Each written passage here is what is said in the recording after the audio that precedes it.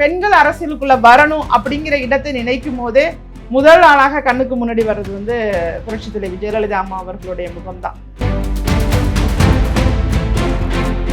ஜெயலலிதா அவர்களுக்குமான ஏதாவது சம்பவங்களை நிகழ்வுகளை தொடர்பு படுத்தி சொல்ல முடியுமா? அதாவது நான் முதல்ல பேசினது அரசியல் அப்படிங்கிறத நான் பேச தொடங்கினதே வந்து மெரினா கடற்கரையில் தான். அப்போ நான் உண்மையாகவே நான் அவர்களை நினைத்து கொண்டு தான் பேசினேன். முதல் நாள் அரசியலுக்குள்ள போகலான்னு முடிவெடுக்கிறீங்க, மறுநாள் அம்மா இறந்துட்டாங்கிற செய்தி கிடைக்குது. அப்போ வந்து ரொம்பவே மனசு வந்து ஜெயலலிதாவோட ஸ்பீச்லயே 2-3 டயலாக், அந்த பஞ்ச் டயலாக் மாதிரி, மோடியா லேடியா, பிராணி இருந்தால், அந்த மாதிரியான விஷயங்கள்லாம் ரொம்ப கம்பீரமா, அதுவும் அவங்க வாய்ஸ்ல இதெல்லாம் இந்த மாதிரியெல்லாம் நம்ம பேசணும் அப்படிங்கிற மாதிரி ஒரு மோட்டிவேஷனலா ஏதாவது. நிச்சயமா அவங்களுடைய ஒவ்வொரு வரியும் ஒவ்வொரு வார்த்தையும் அவங்களோட நாலேஜ், அவங்களோட இங்கிலீஷ் நாலேஜா இருக்கட்டும்,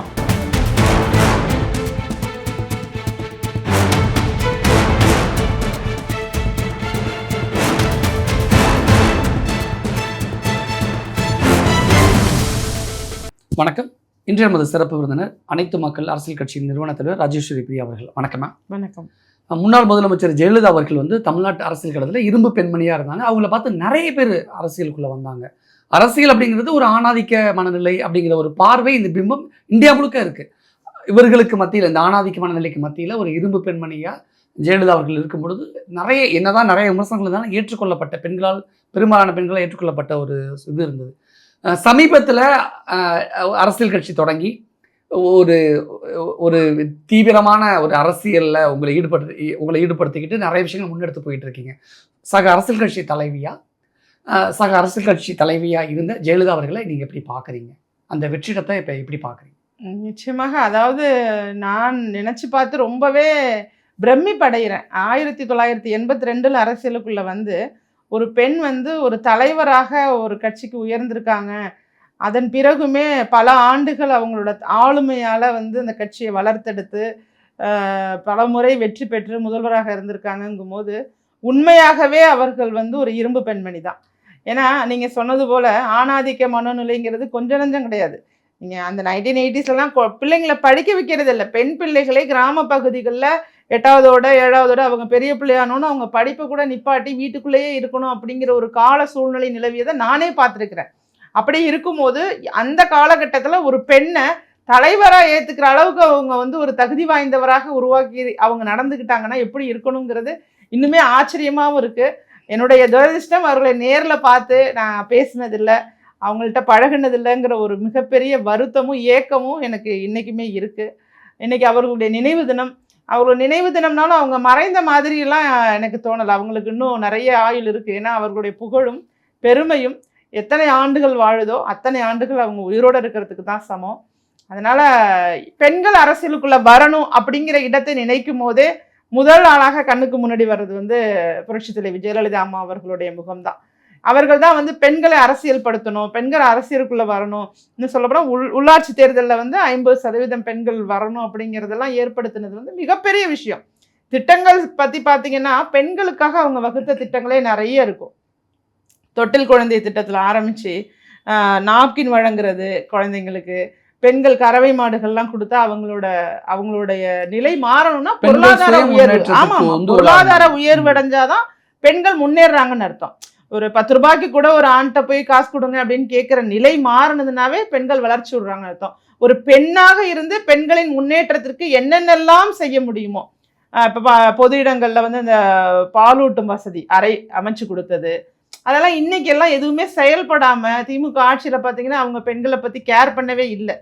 அவங்க ரொம்பவே சிறப்பாக அனைத்து மகளிர் காவல் நிலையங்கள் அமைச்சதாக இருக்கட்டும், சொல்லிக்கிட்டே போகலாம். பல்வேறு விதமான திட்டங்களை பல முறை சிந்திச்சு எப்படி வந்து ஒரு குடும்பத்தில் இருக்கும்போது நம்ம குழந்தைங்களுக்காக என்னென்ன யோசிப்போமோ அதை வந்து ஒரு தலைவியாக இருந்து நம்ம தமிழகத்தில் இருக்கக்கூடிய பெண்களுக்கு என்னென்னலாம் நல்லது செய்ய முடியுமோ அத்தனை நன்மைகளையும் இன்னைக்கு கூட நீங்கள் அவங்க நினைவிடத்தில் பெண்கள் கதறி அழுத காட்சியை நம்ம பார்த்தோம். அது ஒரு ஈவன்தோ ஒரு நெருங்கிய உறவினருக்கு கூட 1 ஆண்டு 2 ஆண்டு ஆயிடுச்சுன்னா கண்களில் கண்ணீர் வருமானு தெரியல. ஆனால் 9 ஆண்டுகள் கழித்தும் ஒரு தலைவிக்காக கண்ணீர் வருதுன்னா அப்ப எந்த அளவுக்கு அவங்க வந்து எஸ்பெஷலி பெண்களை நேசித்திருப்பார்கள் அப்படிங்கறத தான் நான் பாக்குறேன். உங்களுக்கும் ஜெயலலிதா அவர்களுக்குமான ஏதாவது சம்பவங்களை நிகழ்வுகளை தொடர்பு படுத்தி சொல்ல முடியுமா? அதாவது நான் முதல்ல பேசினது அரசியல் அப்படிங்கிறத நான் பேச தொடங்கினதே வந்து மெரினா கடற்கரையில தான். அப்ப நான் உண்மையாகவே நான் அவர்களை நினைத்து கொண்டு தான் பேசினேன். அந்த இடத்துல நான் மைக்க பிடிச்சி நான் அரசியல் மேடை எங்கேயுமே நான் பேசினதில்லை, எங்கேயுமே பேசினதில்லை. நான் மேடை பேச்சாளர் கிடையாது. பொதுவாகவே பள்ளிக்கூடத்தில் கூட நான் மேடையில் பேசினதில்லை.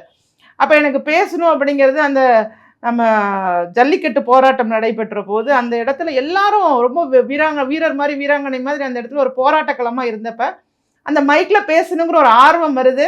ஆனால் அதே சமயம் என்னால் பேச முடியுமா, எனக்கு அரசியல் தெரியுமா, நான் இவ்வளோ பேர் மத்தியில் பேச முடியுமாங்கிற ஒரு எண்ணமும் எனக்குள்ளே இருந்துச்சு. அந்த அம்மாவோடைய சமாதி அங்கே இருக்குது அப்படிங்கிறத மனசில் எடுத்துக்கிட்டு சரி அவங்களோட ஆசீர்வாதம் நமக்கு இருக்குன்னு சொல்லி தான் அந்த மைக்கே நான் பிடிச்சேன். இதுதான் நான் ஒரு மிகப்பெரிய ஒரு கனெக்ஷனாக நான் பார்க்குறேன். நான் அந்த இடத்துல அத்தனை பேர் நான் பேசி முடிச்சோன்னே வேலுநாச்சியார் வாழ்க அப்படி இப்படின்லாம் சொன்னோன்னே எனக்கு ஆச்சரியம் தாங்க முடியல. ஏன்னா நான் அரசியல் பற்றி பேசினதே இல்லாதவ முதல் என்னுடைய மேடை பேச்சு அப்படிங்கிறது அங்கே தான் அமைஞ்சிருந்துச்சு. எனக்கு ஒரு மிகப்பெரிய ஆசீர்வாதமாக தான் நினைக்கிறேன் நான். ஏன்னா எல்லா பெண்களுக்குள்ளும் நல்லது செய்யணும், மக்களுக்காக நம்ம நல்லது செய்யணும்னு நினச்சி நம்ம உண்மையாகவே மக்களோடு மக்களாக வாழ்ந்து ஒரு அரசியலை செய்யணும்னு நினச்சா கண்டிப்பாக அவர்களுடைய துணை இருக்கும் அப்படிங்கிறத நான் உணர்ந்துட்டேன். அன்று முதல் இன்று வரை நான் ஒரு பெரிய ப்ரிப்பரேஷன்லாம் பண்ணி பேசுறதில்ல, எதுவுமே இல்லை. ஆனால் என்னுடைய பேச்சுக்கு அங்கீகாரம் கொடுத்து லட்சக்கணக்கான மக்கள் தமிழகத்தில் என்னுடைய பேச்சை கேட்க தொடங்கியிருக்காங்க. இது அப்படியே படிப்படியாக மாறும். அரசியலில் வந்து அடுத்தடுத்த நிலைக்கு முன்னேற்றத்திற்கும் அவங்களோட ஆசீர்வாதம் என்றைக்குமே இருக்குன்னு நினைக்கிறேன். அதை விட நான் டிசம்பர் மாதம் 5ஆம் தேதி கரெக்டாக 2016 வருஷம் 4ஆம் தேதி அன்னைக்கு தான் தீவிரமாக நம்ம அரசியலுக்குள்ளே எப்படியாவது போயிடணுங்கிற ஒரு எண்ணம் எனக்குள்ளே இருக்குது. ஆனால் அவங்க தவறுவாங்க அப்படிங்கிற ஒரு அவங்க இறந்து போவாங்கன்னுலாம் நினைக்கல. முதல் நாள் அரசியலுக்குள்ளே போகலான்னு முடிவெடுக்கிறீங்க, மறுநாள் அம்மா இறந்துட்டாங்கிற செய்தி கிடைக்குது. அப்போ வந்து ரொம்பவே மனசு நொந்துட்டு, ஏன்னா நம்ம அரசியலுக்குள்ள வரணும்னு நினைக்கும் போது ஒரு பெண் தலைவர்கிட்ட வந்து நம்ம ஆசி வாங்கணுங்கிற ஒரு எண்ணம் இருந்துச்சு.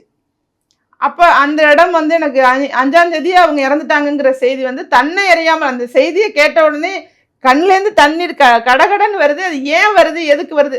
நம்ம பெரிய அளவில் அரசியலுக்குள்ளே இல்லை. ஆனால் அரசியலுக்குள்ளே இல்லாத பொழுதும் சொல்லப்போனால் நான் ஒரு 8 ஆண்டுகள் இந்தியாவிலே இல்லை, சிங்கப்பூரில் இருந்தேன். அப்போ அந்த நிலையில கூட அவர்களோட பழகினதில்லை. அப்போ கூட அவர்கள் இறந்துட்டாங்கிற செய்தியை தாங்கிக்கவே முடியல, ஒரு ஏற்றுக்கொள்ளவே மனசு தவிக்குது. அப்படின்னா அந்த லீடர் அவங்க தான் ரியல் லீடர். இந்த இடத்துல இன்னும் ஒரு பெரும்பாலான ஒரு குழப்பம் என்ன அப்படின்னா, ஜெயலலிதா அவர்கள் மீது ஆளுங்கட்சி வைக்கக்கூடிய அல்லது மற்ற கட்சிகள் வைக்கக்கூடிய விமர்சனம் நிறைய இருக்கு. ஆனால் அதெல்லாம் தாண்டி சக பெண்களுக்கு ஜெயலலிதா அவர்களை ரொம்ப பிடிக்குதுல, அந்த விமர்சனத்தெல்லாம் தாண்டி இது என்ன மாதிரியான ஒரு அன்பு, என்ன மாதிரியான ஒரு புரிதல்? இது அது ஒரு பெண்ணை வந்துங்க நீங்க 1000 தான் சாதி மதம் இனம் மற்ற பிரிவினைகள் எல்லாம் இருந்தாலும் ஆண் பெண் பாகுபாடு அப்படிங்கிறது வந்து இன்றளவும் ஒழியலை.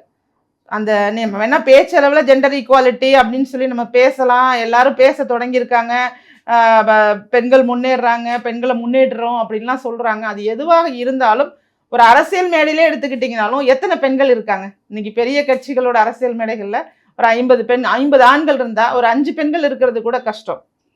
அந்த அளவில் அந்த அளவுக்கு தான் அரசியல் மேடைகளில் கூட பெண்கள், அதுவும் ஒரு அலங்காரத்திற்காக அமர வைக்கப்படுகிறார்களே தவிர ஒரு அரசியல் ஆளுமையாக அங்கே யாருமே பார்க்கறது இல்லை.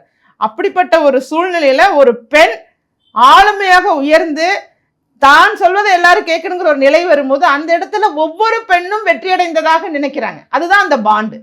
நீங்க கேட்கக்கூடிய அந்த பாசம் இருக்கு பாருங்க, அந்த பாசம் எதனால வந்துச்சுன்னா அவங்கள வந்து தனிச்சு பார்க்க முடியல. ஒரு பெண் ஆளுமையாக இருக்கும்போது அந்த இடத்துல ஒரு அந்த அது எப்படி சொல்றது உங்களுக்கு புரியுமான்னு எனக்கு தெரியல, அது பெண்களுக்கு புரியும்.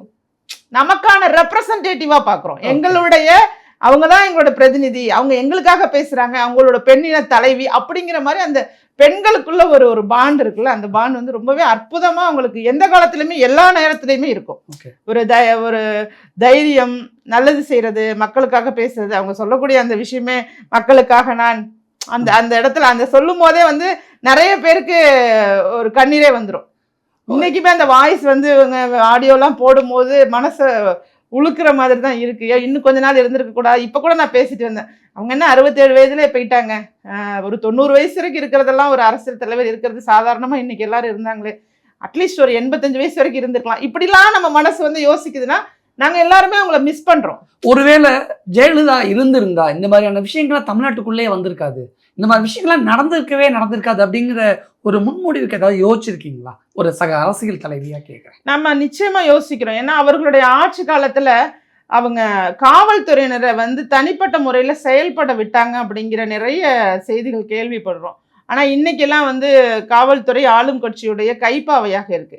அவங்க இண்டிபெண்டன்சி வேணும், அப்பதான் வந்து எல்லா சட்ட ஒழுங்கு நம்ம சீர்கெடாம இருக்கணும் அப்படின்னு சொன்னா அவர்களை நீங்க தனிச்சு செயல்பட வைக்கணும். இன்னொன்னு அடிக்கடி சொல்லுவாங்க, அந்த ரவுடி கூலிப்படை இவங்கெல்லாம் வந்து ரயில் பிடிச்சி ஓடிடுவாங்க, அம்மாவுடைய ஆட்சி வந்தாலே அவங்க எல்லாம் ஊரை விட்டு ஓடிடுவாங்க, அவங்களுக்குலாம் இங்க வேலையே இருக்காது, இப்ப ரவுடிசம் குறைவாக இருக்கும். அதெல்லாம் வந்து பொதுவாகவே தமிழக மக்கள் அவங்களோட ஆட்சியில எப்படி நடந்துச்சுங்கிறத எதிரொலிச்சிட்டு இருக்காங்கல்ல. அதன் அடிப்படையில் இன்னைக்கு பாருங்க, சட்ட ஒழுங்கு சீர்கேட்டுக்கு அரசு வழக்கறிஞரை அவங்க அலுவலகத்துக்குள்ள போய் வெட்டி கொள்றது. இன்றையோட நிலையோட நம்ம கம்பேர் பண்ணும்போது அப்போ ஒரு லேடினால எவ்வளவு தூரம் மக்களை ப்ரொடெக்ட் பண்ண முடிஞ்சிருக்கு, பாதுகாக்க முடிஞ்சிருக்கு. பெண்களுக்கு எதிரான குற்றங்களா இருந்தாலும் அதிகரிச்சுக்கிட்டே போகுது. இன்னைக்கு மகளிர் ஆணையமே 40% 50% பெண்களுக்கு எதிரான குற்றங்கள் அதிகமாயிருக்கு, குழந்தைகளுக்கு எதிரான குற்றங்கள் அதிகமாயிருக்குன்னு சொல்றாங்க. அப்ப குற்றங்களை கட்டுப்படுத்துவதற்கு கூட ஒரு தெரியாத ஒரு நிலை. ஒரு பெண்ணுக்கு ஒரு பிரச்சனை நடந்துட்டுனா புரட்சி தலைவி ஜெயலலிதா அம்மா அவர்கள் நடந்துகிட்ட விதம் இருக்கு பாருங்க, எக்ஸ்ட்ராடினரி. அவர்களுடைய செயல்பாடு என்னானாலும் பரவாயில்லன்னு அந்த போல்டு டெசிஷன், நீ பெண்ணை தொட்டுட்டியா, நீ இது பண்ணிட்டியா, என்ன பண்ற, அந்த மாதிரியான ஒரு ஒரு பயம். அப்பதானே குற்றவாளிக்கு பயம் இருக்கும். ஜெயலலிதாவோட ஸ்பீச்லயே 2-3 டயலாக், அந்த பஞ்ச் டயலாக் மாதிரி, மோடியா லேடியா, திராணி இருந்தால், அந்த மாதிரியான விஷயங்கள்லாம் ரொம்ப கம்பீரமா, அதுவும் அவங்க வாய்ஸ்ல இதெல்லாம் இந்த மாதிரி எல்லாம் நம்ம பேசணும் அப்படிங்கிற மாதிரி ஒரு மோட்டிவேஷனலா ஏதாவது. நிச்சயமா அவங்களுடைய ஒவ்வொரு வரியும் ஒவ்வொரு வார்த்தையும் அவங்களோட நாலேஜும், அவங்களோட இங்கிலீஷ் நாலேஜா இருக்கட்டும், அவங்க அணுகிற முறையா இருக்கட்டும், அவங்க தைரியமா பேசும்போது அவங்களோட முகமா இருக்கட்டும், அதெல்லாம் வந்து ரொம்ப இயற்கையா ரொம்ப ரசிக்கும் வகையில இருக்கும். அந்த அது அது ரொம்பவே எல்லாருக்குமே பிடிக்கும். ஏன்னா எதிர்கட்சிங்கிறதுனால திமுகவினர் வந்து எதிர்க்கணுங்கிறதுக்காக எதிர்ப்பாங்களே தவிர, ஆனாலும் எதிர்கட்சியினருக்கும் பிடித்த ஒரு தலைவராகத்தான் ஜெயலலிதா அம்மா அவர்கள் இருக்கிறாங்க. பர்டிகுலரா பெண்களை, பெரும்பாலான பெண்களை இந்த திட்டம் ரொம்ப கவர்ந்திருக்கு அப்படின்னா ஜெயலலிதாவுடைய எந்த திட்டத்தை சொல்லுவேன்? ஜெயலலிதா அம்மா அவர்களுடைய திட்டங்கள் நான் முன்னாடி குறிப்பிட்டது போல எல்லா திட்டங்களுமே ஒரு ரொம்பவே சிறப்பு. பர்டிகுலரா இந்த திட்டத்துக்கு சான்ஸே கிடையாது, ஜெயலலிதா அவர்களுக்கு மட்டும்தான் இதுக்கான கிரெடிட். நான் ஸ்பெஷலா சொல்லணும்னா, நான் அந்த பாலூட்டும் அறை சொன்னேன், அதை வந்து நாங்கள் வெளிநாடுகளில் தான் பார்த்தோம். அது தமிழ்நாட்டில் இருக்கும்போது உண்மையிலேயே நான் தான் சொன்னேன், 8 ஆண்டுகள் சிங்கப்பூரில் இருந்தப்ப அந்த திட்டம் வந்து உண்மையாகவே மிகச்சிறந்த திட்டம்ங்க. நிறைய பெண்களுக்கு அந்த பாலூட்டும் அறை இல்லாததுனால அந்த குழந்தைக்கு பால் குடிக்க முடியாமல் தவிப்பாங்க. இதை தான் நான் ரொம்ப நுண்ணிப்பாக கவனிக்கிறேன். எஸ்பெஷலி அம்மா உணவகம் அடுத்தது, ரெண்டுமே சமமாக நம்ம பார்க்கலாம். அம்மா உணவகமே உலகமே திரும்பி பார்த்த ஒரு திட்டமாக பார்க்குறேன். எத்தனையோ பேருக்கு உணவளித்த பெருமை, எத்தனையோ பேர் வேலை தேடிட்டு இருந்தவங்க, படிச்சுட்டு இருந்தவங்க, வேலை இல்லாதவங்க, குடும்பத்துக்கு 3 வேளையும் சாப்பிட முடியாதவங்க, இப்படி பலருக்கு உதவியாக எல்லா சூழ்நிலையிலும் பயன்பட்டதுன்னு அம்மா உணவகத்தை சொல்லலாம். நானும் பல நாள் சாப்பிட்டுருக்கேன். அப்படியா? ஆமா, நானும் சாப்பிட்டுருக்கேங்க. நானும் சாப்பிட்டுருக்கேன். அம்மா உணவகத்துல சாப்பிடாதவங்க மிக குறைவானவர்கள் தான் இருப்பாங்கன்னு நினைக்கிறேன். அந்த அளவுக்கு அம்மா உணவகத்தையும் நம்ம இந்த பெண்களுக்காக குறிப்பிட்ட திட்டங்கள் நான் சொன்னது போல, அது மாதிரி அந்த மகப்பேறு காலத்துல அவங்களுக்கு வந்து சிறப்பான முறையில் அந்த 14,000 ரூபாய் கொடுக்கணும் அப்படிங்கிறதுல 9,000 ரூபாய் மாநில அரசு கொடுத்தது, 5,000 ரூபாய் மத்திய அரசு கொடுத்தது. அதெல்லாம் வந்து ரொம்பவே நல்ல திட்டங்கள்.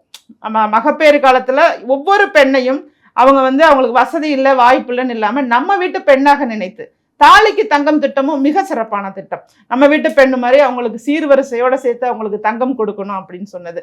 அதான் பெண்கள் பற்றி பேசணும்னா எமோஷ்னலாக இருக்கும். உண்மையாகவே அவர்களுடைய ஒவ்வொரு திட்டமுமே மிக சிறப்பானதாக தான் நான் பார்க்குறேன். அதில் குறிப்பாக நான் சொன்னது எல்லாமே ரொம்பவே நல்லாயிருக்கும். ஏழை எளிய மாணவர்கள் அப்படிங்கிறதுனால அவங்களுக்கு லேப்டாப் ஒரு எட்டாத ஒரு கனியாக இருந்துச்சு. லேப்டாப் எல்லாருக்கும் கொடுத்தது. கிட்டத்தட்ட 51 லட்சத்துக்கும் மேற்பட்ட மாணவ மாணவிகளுக்கு லேப்டாப் யூஸ் ஆனது.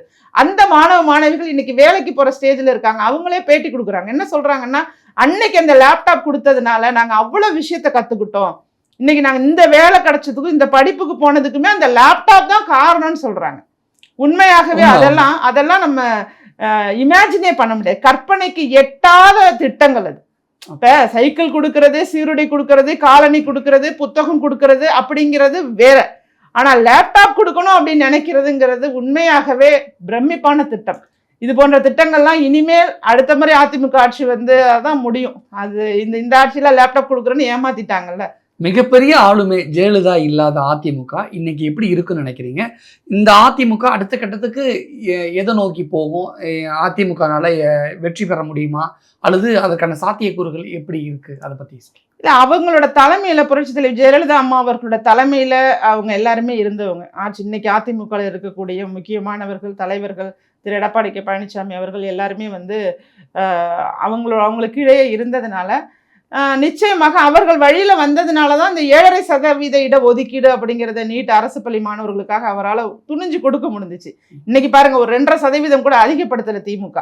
அப்ப அந்த இடத்தெல்லாம் பார்க்கும்போது கண்டிப்பாக அதிமுக அவர்களுடைய ஆசையிலையும் அவர்களுடைய வழியிலையும் மென்மேலும் அந்த கட்சி வளரும் தான் அப்படிங்கிறது தான் என்னுடைய பார்வையா இருக்கு. முன்னாள் முதலமைச்சர் ஜெயலலிதா அவர்களுடைய நினைவுகளை ரொம்ப அழகா பகிர்ந்துக்கிட்டீங்க. கண்டிப்பா சக பெண்களுக்கு ரொம்ப பெரிய அளவில் மோட்டிவேஷனலா இருக்கும் அப்படின்னு நம்புறோம்.